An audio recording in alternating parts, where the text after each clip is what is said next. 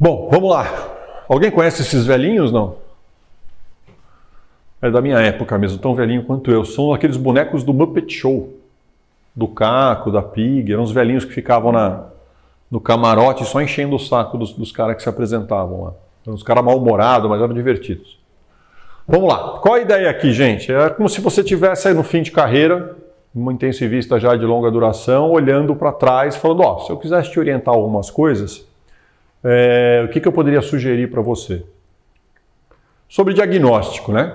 O processo diagnóstico só é válido, efetivamente, quando determina mudança no prognóstico. A ideia é, do que vale a pena pedir alguns exames para achar um diagnóstico adicional que não vai mudar sua terapia e nem a evolução do doente. Não tem sentido, né? Na alteração aguda de consciência no paciente da UTI, sempre cheque primeiro a prescrição. Por quê?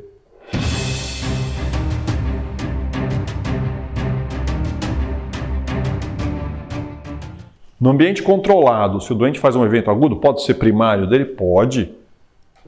Mas ele tomou diazepam do cara do lado. Ou fizeram 2 vezes a dose de um analgésico que não era para fazer. Então, porque aí o que acontece? Você fica correndo, o cara AVCzou, é crise convulsiva, quando você vai olhar, tinha acabado de fazer medicação nele. Será que não é efeito colateral da medicação? Então, de novo, diquinhas aí para a rotina. Avalie sempre os pés do doente séptico, tá? Pé quente exclui basicamente o componente cardiogênico. Isso é verdade, né? Choque frio, entre aspas, né? Extremidades frias, é baixo débito.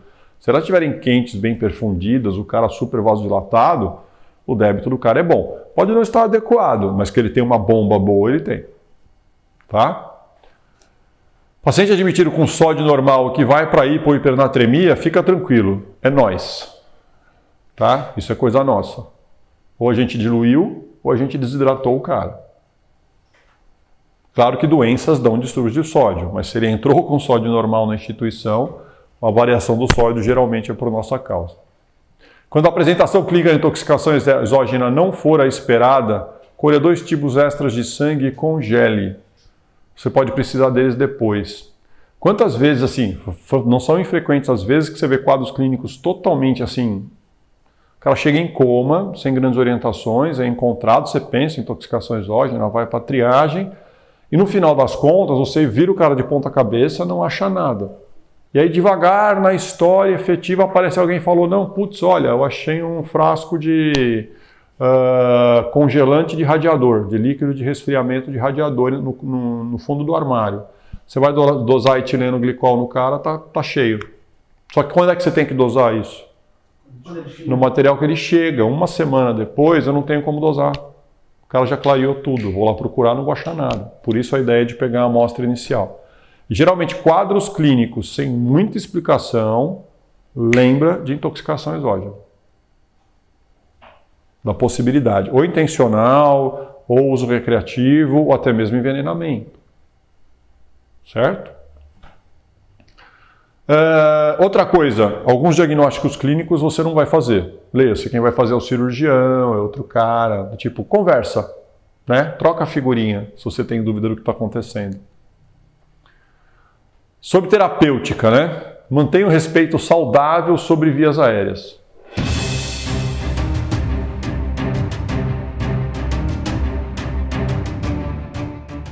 Toda vez que eu... puta, olha o cara lá, magrão, longilíneo, olha o pescoção do cara, vai ser fácil.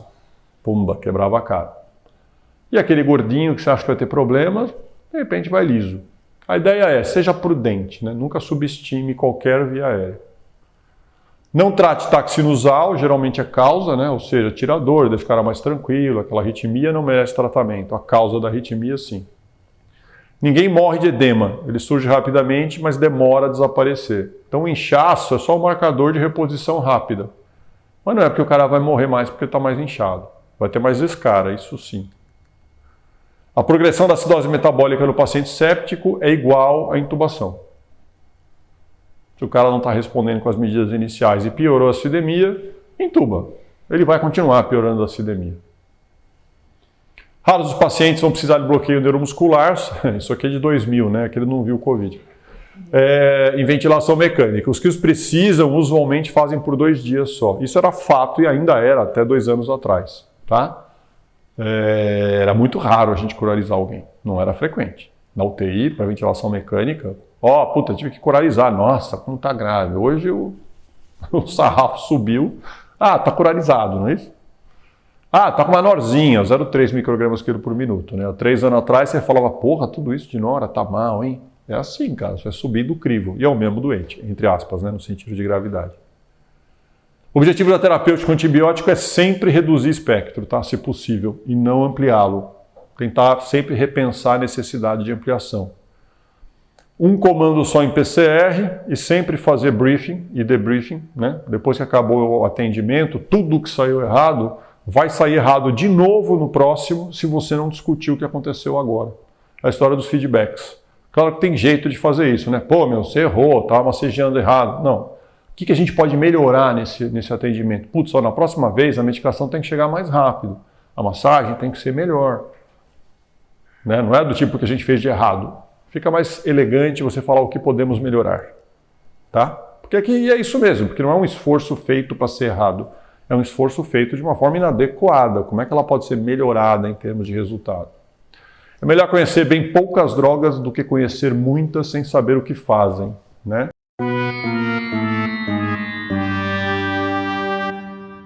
Então, isso eu sempre tive comigo. Não adianta você ficar querendo decorar formulário e não ter experiência com uma droga e querer começar a usar. Né? Geralmente faça isso de forma observada. Tá? Você vê como o cara usa ou vê o resultado, para depois você ter sua experiência. Tem um aprendizado antes. E use o velho e bom kit que você conhece, está adaptado, resolve bastante. Lembra sempre de limpar a prescrição. Isso às vezes a gente não faz. Tá? E está sempre tirando medicações que às vezes vão ficando na prescrição e você no copy-paste, principalmente no sistema eletrônico, é muito fácil, né? O copia e o duplica. E ficam medicações desnecessárias para o doente. Sobre tubos e catéteres, né? A intubação você faz por 4 motivos. Ou porque o cara está obstruído, ou porque ele precisa de pressão positiva, ou porque ele precisa de proteção, ou porque está para ir secretivo. Se tiver fora disso aqui, para pensar se o cara precisa ser entubado.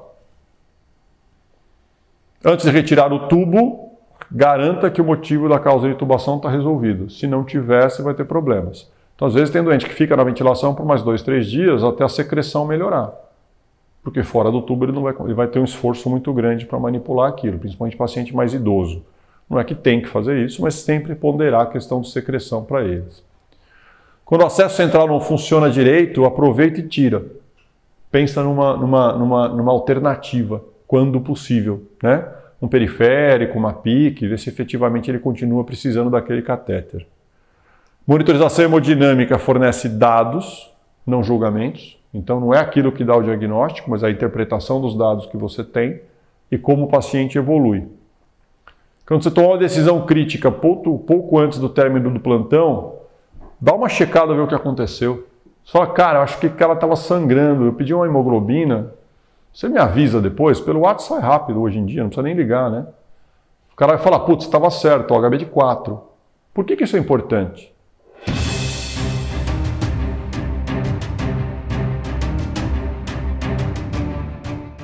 Para sua melhoria de modo mental. Esse senso clínico, né? Isso. Você se desliga e você perdeu uma oportunidade de aprendizado, né? Isso aqui é bem legal. Quando você tiver uma decisão difícil para tomar, e você tiver em dúvida, geralmente não fazer nada, aguardar um pouco, é a melhor atitude, porque daqui a pouco as coisas vão ficar mais claras. A ideia é assim, esse doente está piorando e eu não sei por quê. Pede isso, pede aquilo, faz não sei o que lá, dá antibiótico. Calma. Está piorando o quê? Vai lá e reavalia de novo. Procura daqui, procura dali. Aí as coisas vão ficando mais nítidas. Puta, ó, acabou de sangrar. Olha a melena dele. Ah, entendi. Então não precisava trocar um antibiótico, não precisava pedir o eco. Então, às vezes, numa situação de dúvida, não fazer nada e esperar as coisas ficarem mais claras, lógico, eu não estou falando de esperar um cara 8x4, certo? Não é isso. 40 de frequência respiratória, vamos esperar. Não, não é isso. Mas se você está numa dúvida terapêutica ou numa intervenção, o que está acontecendo, movimente-se, mas geralmente com o tempo vai ficar claro o que está acontecendo com o doente. O intensivismo é como a vida, difícil para todo mundo e mais difícil ainda se você for limitado no sentido das suas capacidades. Procure sempre ampliar seus horizontes, conhecimentos, treinamento, aprendizado, que as coisas ficam menos difíceis. A UTI é hostil e ela é assustadora. Sua habilidade na prática do intensivismo se origina na superação do medo e da intimidação desse ambiente. Isso foi muito comum ver agora no começo da pandemia, os pessoal que não tinha a mão de UTI entrando com uns puta doente complexo pra caramba. Com certeza de tirar o sono, né? Porque você tinha que construir um aprendizado, um modus operandi muito rápido, numa circunstância absolutamente fora do normal. Mas mesmo assim, para quem começa na UTI, aquilo tudo assusta, né? É tanto dado, é tanta coisa que você precisa conhecer para integrar, mas calma, isso se resolve com um conhecimento progressivo. E a melhor forma de evitar dores de cabeça é trabalhar muito, direito, sempre com boa fé e super importante, a gente viu ontem o quanto que a comunicação evita problemas. Tá? Então, aquela família problemática que você não se apresenta no plantão, que você não vai buscar fazer uma relação, não vai botar controle numa situação, você está aumentando os anticorpos dela contra você. Se você for preventivamente lá, você gerencia melhor a situação. E é natural não querer ir, mas não é adequado não ir por causa disso. Você tem problemas de comunicação com os familiares. Você pode mitigá-los e controlar uma gestão de potencial conflito. Julgamento, sucesso e fracasso na terapia intensiva, né? As perdas e as vitórias que a gente tem. Assim, sempre vai acontecer. Aquele cara que você acha que você vai melhorar pode morrer 2 horas depois, e o cara que você achava que ia morrer, melhora. Ou seja, a gente nunca está certo absolutamente 100% das vezes, como a gente conversou ontem.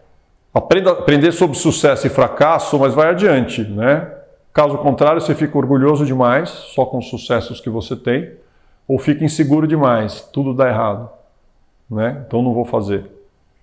E na visita, deixe os problemas pessoais do lado de fora da UTI. Aquilo que a gente tinha conversado ontem, né? Se você é alguém que não está bem, cara, não é para participar, porque não vai ajudar e muitas vezes vai desconstruir a visita. Mas a ideia é, no momento onde você vai coletar informações, criar um modelo mental e compartilhar com todo mundo de compreensão do que está acontecendo e definir rota, cara, blinda esse momento, põe os problemas lá para fora, desliga o celular, não olha o WhatsApp, porque você precisa estar focado no que está acontecendo. E aqui você dá uma orientação errada, muitas vezes, por distração, por interferência, as questões de comunicação que a gente discutiu outro, tá? Bons intensivistas existem e nas outras especialidades também, né? Então, é muito mais o quê? É quem canta e não a música. Qual é que é a ideia? Não é a especialidade do cara que faz o cara melhor ou pior. É o cara, que pode ser uma especialidade não essencial para você naquele dia, ou ao contrário, você pode estar super dependente do cara e o cara ser um crápula, entendeu? Um cara que não está nem aí e não vai te ajudar. Às vezes, na UTI, fazer a coisa certa significa magoar as pessoas. O que significa isso? Assertividade. Se você tem uma posição de liderança, de julgamento clínico, entendeu uma situação complexa e promoveu uma direção, se existe contrariedade, ok, vamos ouvir, vamos entender e ponderar. Mas se você definir, não, nós vamos fazer. Tá? Mas dá para fazer isso sem conflito. Contanto que você tenha aquela história da escutativa. Ouça a sua equipe, está todo mundo na mesma altura, conversando de igual para igual. Tá? Você pode avaliar a avaliação de um especialista por 3 motivos. Você vai chamar o cara. Ou porque você precisa de ajuda e conselho, você quer aprender alguma coisa que você não está entendendo, e você quer que ele confirme o que você está imaginando. Ok. E o bom especialista que você chama pede para voltar e ver o doente 2 vezes, do tipo, de manhã mudou para tarde, não só no dia seguinte, tá? Preciso corrigir alguma coisa na terapêutica. Os dois maiores erros quando se consulta um cirurgião. Você acreditar em tudo que ele fala ou não acreditar em nada que ele fala. Mais uma vez, ele também vai acertar e errar, não tem jeito, como você. O cirurgião que não opera, às vezes ele é tão importante quanto aquele que vai lá e abre o cara para você. Não, tem que abrir esse cara, Calma. Tem que abrir mesmo? É o melhor momento? Por que você não quer abrir? Deixa eu entender. Ah, porque ele está grave. Obrigado, ele vai continuar grave se ele continuar com a barriga podre que ele tem nesse choque séptico que ele está. Ah, mas você não está pedindo cirurgia, você está pedindo uma necrópsia, porque se eu induzir esse cara na anestesia e abrir a barriga, ele morre. Ele falou assim, é a única saída que ele tem. Vamos chegar num ponto médio aí, tá? Perspectivas diferentes. Ouça a enfermagem. Elas também acertam e também erram. Mas elas são nossos olhos, ouvidos e narizes durante todo o plantão. Chama a enfermeira pelo nome, isso faz diferença. A médio prazo, né? Você vai dar um plantão isolado, vai voltar ali a 15 dias? Ok. Mas assim, se é uma equipe que você convive todo dia, chama pelo nome. Lembra de novo, a qualidade de posição, trabalho em equipe e você ser chamado pelo nome faz diferença. Raramente você vai ser acordado à noite para receber boas notícias. Se estão te acordando, cara, estão te chamando, vai lá ver. Sai da cama. Né? E a fisio e a enfermagem são seus olhos e ouvidos. Cuide bem deles. Família. Não tem nada mais difícil do que comunicar a uma família sobre uma morte inesperada. Converse com os pacientes despertos em ventilação mecânica. Ele precisa entender o que está acontecendo. Assuma que o paciente, mesmo sedado, escuta e compreende o que você fala. Vocês já tiveram essa experiência de paciente falar, doutor, eu lembro de quase tudo? Tá? Então tem que tomar cuidado. Ih, esse cara não sai não. Ih, vai cravar, né? Do lado do doente. Tomar cuidado com essas coisas, tá? E lembrar que assim, o sistema auditivo, conforme você mais cede ao doente, ele é um dos últimos a perder em função. Então, o cara escuta. Não significa que ele entenda o que ele escuta, mas ele capta. Você já viu cirurgia com doente acordado? Melhor dizendo, doente anestesiado, que deveria estar anestesiado, mas que estava acordado.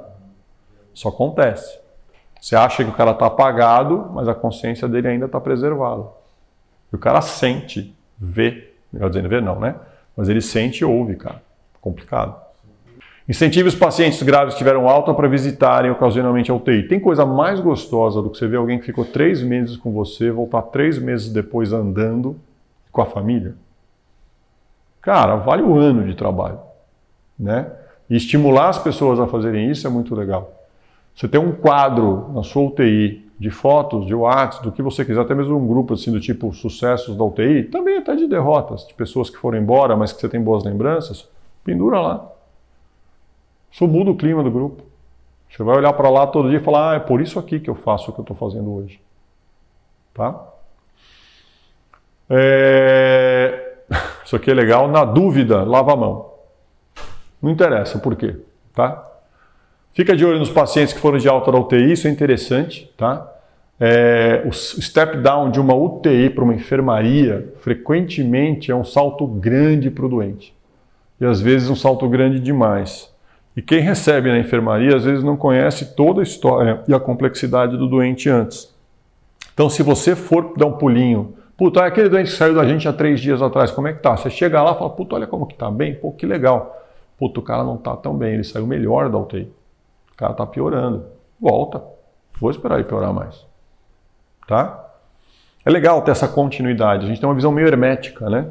Tem um ambulatório no Hospital das Clínicas que se chama Ambulatório do Doente Crítico. A gente chama os caras de volta e acompanha para ver as consequências do que aconteceu na UTI a médio e longo prazo para esses doentes. É interessante ver, por exemplo, os neuromiopatas, em 4 a 5 anos, todos não, mas quase 100% dos que sobrevivem, óbvio, estão recuperados. Voltaram a ser funcionais e independentes. E aquilo que você olha e fala, puta, olha como está aqui estragar, então, calma, lá na frente ele melhora. E a gente não tem essa visão, isso influencia o que a gente faz hoje na beira do leito. É legal ter essa questão do ambulatório para a gente enxergar as consequências do que a gente gera. Paciente que está sentando, comendo e que pode utilizar catéter GO2 está fora da UTI. É o sinal da perna cruzada, né? O cara cruzou a perna, dá alta. Não tem história. Cruzou o pezinho assim, tchau, meu amigo. Brincadeira, né? Tendências são mais importantes que valores isolados. Doutor, 9/6 de PA, quer que faz volume? O que você fala? Espera, dá mais 5, 10 minutos. Doutor, 8/4. Tá bom, tá clara a tendência. Faz o volume. Deu para entender? Para você só reativo, né? Ela te joga uma bola, você tem que bater de volta com uma atitude terapêutica. Não, calma, espera. Tendência mais importante que o valor absoluto, né? Doutor, frequência cardíaca de 0, e o cara conversando com você. Acerta o eletrodo, né, querida? Por favor. Tá? Não, ter crítica sobre o valor que você recebe. É importante isso. Muitas vezes você é super frequente. Pô, olha lá o monitor, 180 de frequência. Nossa, está em arritmia. Aí você olha o monitor e fala, não, peraí, esse troço é sinusal. Vamos mudar a derivação? Você muda ele de D2 para D3. 90 de frequência. O que acontece? Como é que o monitor enxerga a frequência cardíaca do doente? Como é que ele conta? Qual é a onda do QRS que ele olha, do complexo QRS, que ele olha para falar, isto é um batimento. Ele vê a angulação da espícula, se ela for lenta, ele não olha. Se ela for aguda, ele olha, e a amplitude. E ele espera acabar esta onda, porque às vezes ela sobe um pouco e desce muito. Ela faz um QS ou um QRS, né? Dependendo da derivação que ele está lendo. Mas ele anula e conta só esse complexo como um só. Beleza. Qual o problema? Dependendo da derivação, a onda T do cara fica grande e meio apiculada na leitura dele. E aí cada QRS ele conta como 2. Então olha, 180 de frequência. Aí você olha o oxímetro de pulso do cara, bonitão, 90 batimentos por minuto. E vamos resolver essa arritmia. Quer que traz o carrinho, doutor? Não. Muda de D1 para D2. Acabou a arritmia. Tá? Então, de novo, cuidado com os dados que são passados para nós. Tenha crítica sobre eles, para ver se eles são verdadeiros e coincidem com a realidade. Tá? A melhora da função renal é um sinal de melhora clínica. Isso é carro-chefe. Tá? Ele geralmente vem tardio quando acontece, mas quando acontece a melhora da função renal, ela é uma solidificação da melhora clínica do doente. É um bom indicador de resposta. O termo de consentimento informado para tudo que a gente faz geralmente não é informado, a gente só fala assina aí, né? E não discute tudo que é feito sobre o paciente dentro da terapia intensiva. E para acabar, a vida curta, a arte é longa, o tempo é exato, a experiência é valiosa e o julgamento, como a gente viu até agora, é bastante difícil. E perfeição não há. Mas o compromisso com uma melhora contínua que é o que vocês estão fazendo aqui. Beleza, senhores?